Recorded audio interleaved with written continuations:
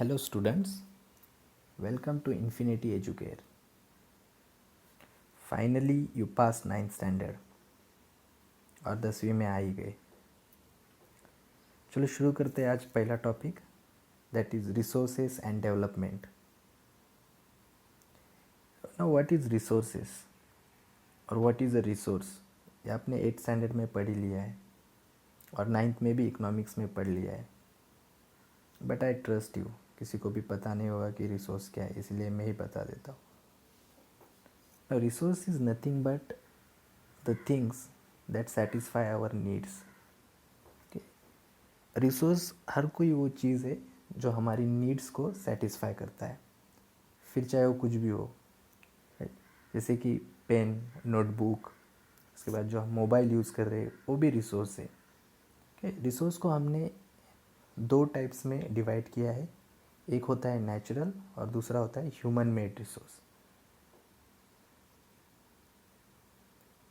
अभी अगर इसको हम इंग्लिश में बताएंगे, so everything available in our environment which can be use to satisfy our needs provided it is technologically accessible, economically feasible and culturally acceptable can be termed as a resource. So resource के मैंने दो types बताए, एक है natural and दूसरा है human made resource. So natural resources को again classify किया है on the basis of different things.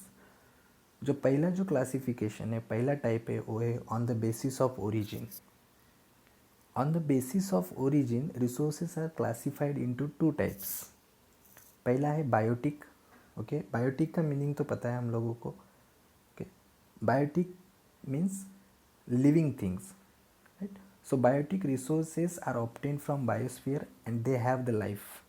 Examples human beings, flora and fauna, that is plants and animals, next fisheries, livestock, etc. Second type इसमें आ जाता है abiotic resources. Now what are abiotic resources? Abiotic resources are the things composed of non-living things which includes rocks and metals. Now next move to the next type, that is based on the exhaustibility. Now on the basis of exhaustibility resources are classified again into two types. पहला है renewable resource. renewable हम लोगों को पता है, okay, they can be renewed or reproduced. उसके examples है like solar and wind energy. उसके बाद water, forests and wild life. उसमें दूसरा टाइप आ जाता है non renewable resources. Non renewable resources वो होते हैं जो जियोलॉजिकली बहुत सारा टाइम लेते हैं रिप्रोड्यूस होने के लिए. एग्जाम्पल्स की बात करें हम लोग तो minerals and fossil fuels. Minerals हम लोग एटलीस्ट रिसाइकल कर सकते हैं, बट फॉसिल फ्यूल्स हम लोग ना रिसाइकल कर सकते हैं ना रिप्रोड्यूस कर सकते हैं, और रिप्रोड्यूस होने के लिए बहुत सारा टाइम लगता है उसको. थर्ड टाइप है on the basis of ownership. इसमें पहला टाइप है इंडिविजुअल रिसोर्सेज. अभी individual resources are the resources which are owned privately by individuals. Like हमारा घर है, उसके बाद हमारी कार है, आपका मोबाइल हो, this all comes under individual resources. Next आ जाता है community own resources. Now these resources are owned and accessible to all the members of the community.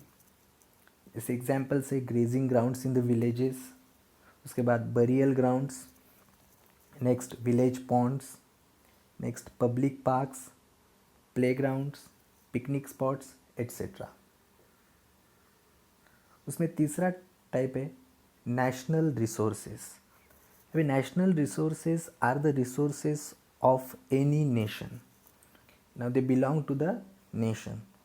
Examples की बात कर सकते हैं हम लोग तो लाइक हाईवेज यानी कि roads, canals, railways, minerals, water resources, forests, wildlife and all the minerals and resources which are within the political boundaries and oceanic area up to 12 nautical miles और 22.2 किलोमीटर्स.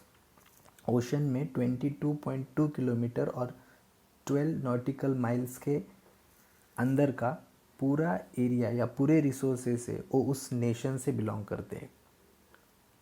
फोर्थ आ जाता है इसमें international resources. Now this international resources are not belong to any particular nation. Okay, like we have sun, moon, oceans, etc. Fourth type है on the basis of the status of development. उसमें पहला है potential resource. Now potential resources are found in a region but have not been utilised. Okay, मतलब कोई ऐसी चीज़ है जो resource हो सकती है बट अब तक उसको हमने अच्छे से यूटिलाइज नहीं किया है. Maybe because of lack of technology और लैक ऑफ इकोनॉमी. उसमें एग्जांपल्स आ जाते हैं, जैसे कि हम लोग देखते हैं राजस्थान एंड गुजरात में we can produce like wind and solar energy, but we do not have that technology or it is very costly, and that's why we do not produce. So they are potential resources. Second आ जाता है इसमें developed resources. Now developed resources, they are actually developed and are being used by the humans. Example coal, etc. इसमें third type है stock. Now stock, these are the resources which have potential to satisfy our needs, but we do not have technology to use them. मतलब जैसे example ले लें इसमें हम लोग तो we know that water is like mixture of hydrogen and oxygen. Okay, तो इससे हम लोग क्या कर सकते हैं, बहुत एनर्जी प्रोड्यूस कर सकते हैं, but we do not have that technology to produce the energy through water और hydrogen and oxygen molecules, and that's why they come under stock resources. Fourth type is reserves. अभी reserves क्या है? They are nothing but the subset of stocks. Okay, and they can be used in future. They are called as reserves. इस example अगर हम लोग ले लेंगे इसका, तो जैसे मिलिट्री है हमारी, मिलिट्री के पास बहुत सारा पेट्रोल एंड डीजल रिजर्व में रहता है. जैसे वॉर टाइम में पेट्रोल डीजल ये देना बंद हो जाता है, तो जब वॉर होता है तो एक्चुअली यूज़ करने के लिए वो सब ये लोग रिजर्व में रखते हैं. So they are known as reserve. Now next point is development of resource. We all know that we can not live without resources. Right, resources के वजह से हमारी लाइफ जो है या लाइफ स्टाइल है वो एकदम चेंज हो गई है. Okay, resources have made our life very comfortable, and now it is it is impossible to live without them. So, resources are nothing but the free gifts of nature. और अगर free कुछ मिलता है तो हम लोग उसे ऐसे यूज़ करते हैं जैसे उसका मतलब उसको फिर से यूज़ करने के लिए वो बचता ही नहीं है. And hence there are many problems have arise. उसमें हम लोग देखेंगे तो पहला है कि ओवर यूज़ की वजह से रिसोर्सेज जो है वो डिप्लेट हो गए पूरे. Right, so first problem that is the depletion of resources. Second आ जाता है कि ये जो रिसोर्सेज है they are accumulated in few hands. उसको हर कोई यूज़ नहीं कर सकता है properly. Now this over use led to different global crisis.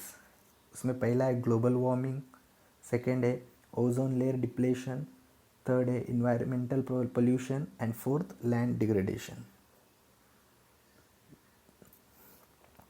ये सब ओवर यूज़ हो रहा है, इसीलिए एक नया टर्म डेवलप किया है, दैट इज़ सस्टेनेबल डेवलपमेंट. अभी सस्टेनेबल डेवलपमेंट क्या है?